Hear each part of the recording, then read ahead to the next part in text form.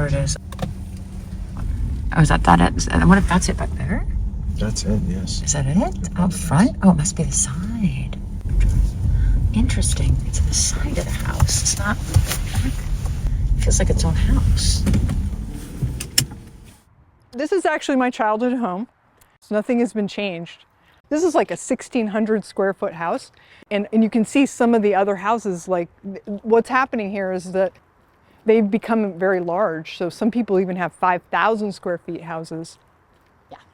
But my parents just kept it the way it was. So they rented out, and then you thought, well, there's space here. Exactly. The lot is 15,000 square feet. And so I convinced my parents to do something that they didn't know anything about, which was this whole new ADU thing, because I knew that this yard was ideal for it. It actually worked out just like unbelievably well. It has even a parking pad already. Oh my So yeah, when I was a kid, it was just a lawn here. Me and my sister just played here. You know, we had one of our cars parked here and one of our cars parked there. And so in my mind, I always was like, there's a space there that means something to me. And so it was big, though. I mean, it's quite a big space, and it feels like a neighbor. It feels like you have a cottage next door, right? Yeah, I mean, he has a whole backyard behind his house. So in a way, here it feels like you subdivided the lot and added a cottage. Yeah, that's the feel of it for sure. Yeah, and then there's even still the little orchard here. This is an original apple tree that's still here. And this is the apricot tree. So these are at least 50 years old. Yeah, I mean, it's kind of amazing. Yeah, I mean, Silicon Valley used to be called the Valley of Heart's Delight because of all the orchards. I mean, when we moved here, we had like all these fruit trees. One of my fondest childhood memories, yes, the plums were insane. Me and my sister would just go crazy eating them. So you chose not to put a front door next to the street. Well, you know, it only fits certain ways. I thought it was going to be weird to have this tree and bush together in front of the window, but actually it provides a lot of privacy, and I actually like it. So you can even see and hear that it's blocked. Yeah, it's completely blocked. Because you positioned it with this tree in mind. The tree was there, or the bush, or whatever. Actually, the place had to actually go in a certain place. One of the complications, obviously, there's certain setbacks, but you have to have an arborist report. And the arborist, one of the trees that's behind this house is an oak tree, and it's a protected oak. And so we actually had to shift the house more in this direction. But this is the only place it could fit.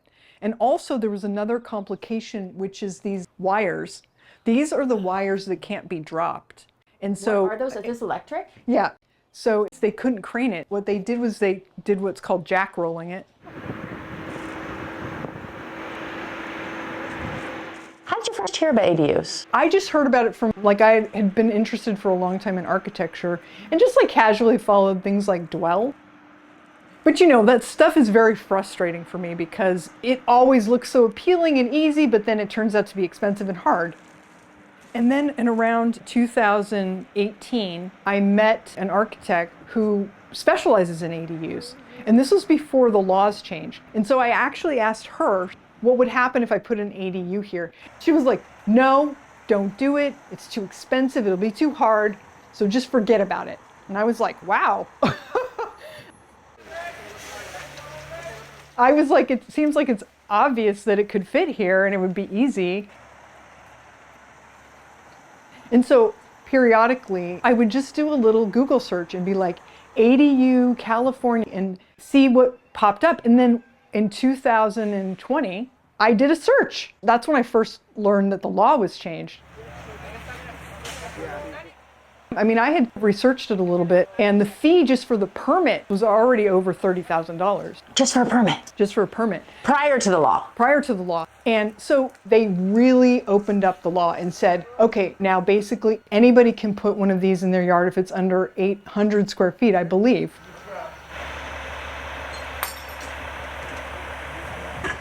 One of the things that's really funny is that the jack rolling just looks like Jenga. Like the actual stuff is it's very physical. Like they have like this physical metal thing that they roll. And then they have these pieces of wood that are gigantic that they stack it up and then they just roll it into place. And it was the only way they could get it in here. So it's weirdly fortunate that it's in such a beautiful location, but it really was the only place they could fit it. This is really private, like, and even affording privacy to the neighbor, or which is now your neighbor, the tenant of the house. Like, Yeah. It doesn't feel any different than having a new neighbor. No, I don't think so.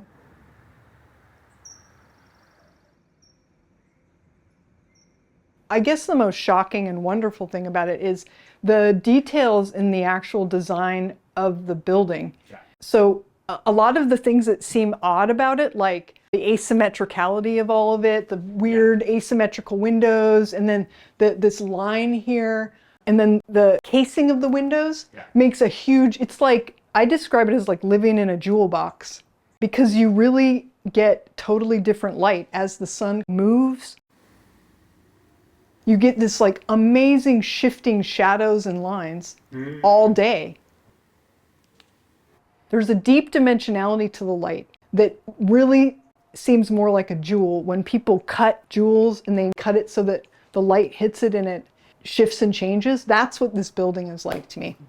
And I can just hang out here. I almost don't even have to go outside, because the outside and the inside are the same to me. You know, the design of this, it's the functionality of it. I'm never like, oh, this is awkward. There's nothing awkward in the whole house. And I want to point out, people think that this small space, like look at all the stuff I have, right?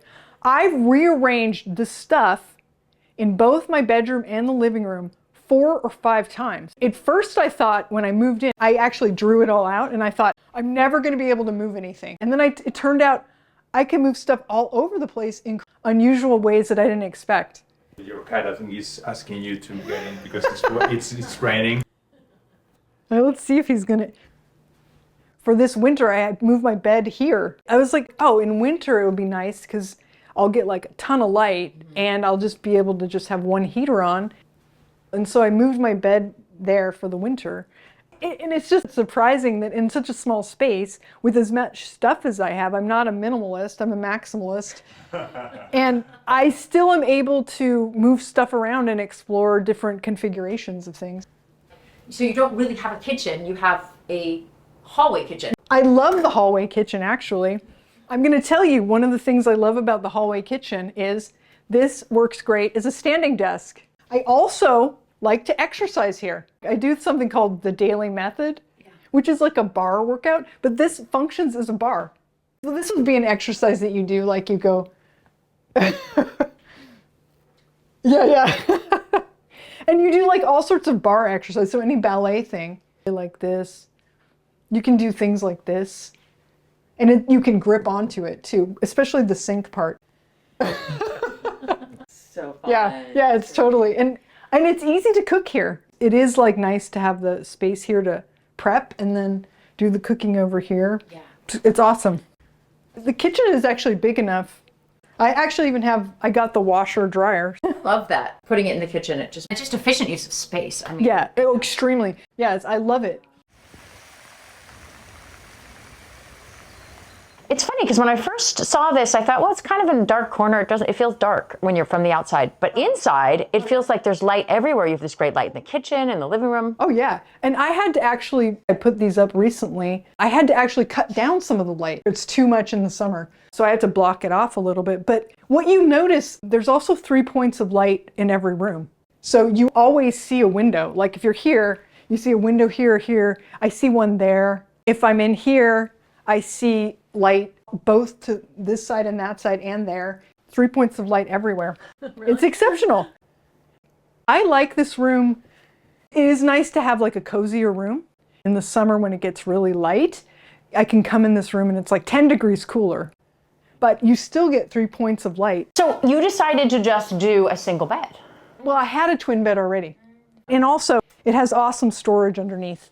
One of the things I like about this, these were cushions that I had, and I actually use them to sleep on if I have a guest. So I put my butt back here.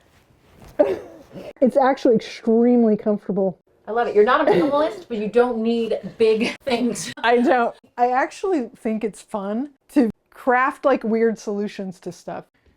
Go on, buddy. I already had these screens when I had my house. You know, I lived in a live workspace. I used the screens to break up the space. At night, I go like this. And then I can have privacy. It's quite zen, right? It's like maximalist but zen at the same time.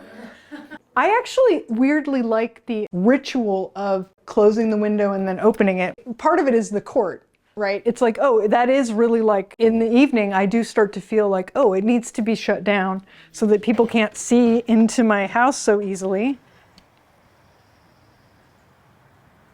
I also really like to have things that transform into other things. I have a skateboard that comes out of here with all my CDs in them.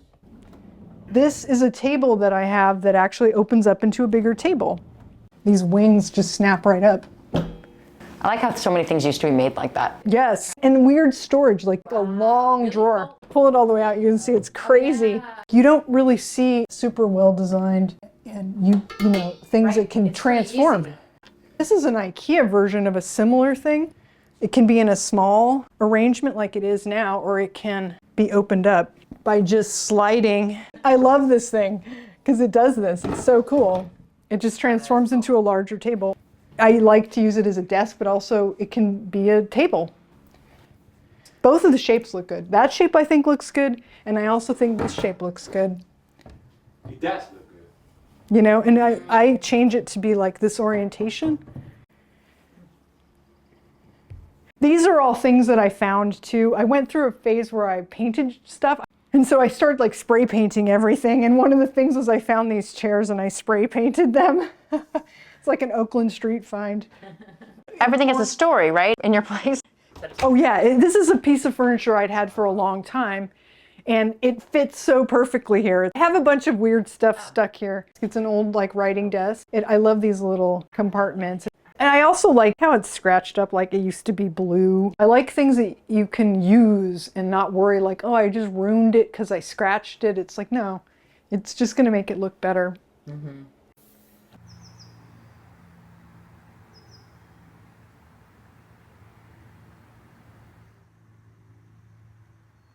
I don't feel pressured by the house. People, I think, when they see it in the showroom, probably think that it's like, it has to be this like minimalist, perfect thing. But actually, I think it's more of a blank canvas. And it can take a lot of input and personality from the person who lives here.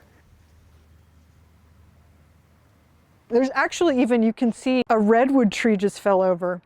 And I was in the kitchen looking out and it fell right when I was looking at it. And it fell like right here. It came, it's 80 feet it fell. Wow. Wow. That's huge. It actually knocked down the fence. Yeah, there's 10 feet on the other side where it was. That's the only thing it did was knock down the fence. It didn't, you'll see, it didn't hit anything else. It just Happens to be space here. Yeah. Funny. Wow. So now you're letting it dry and you'll make another house. Yeah, I don't. Millet.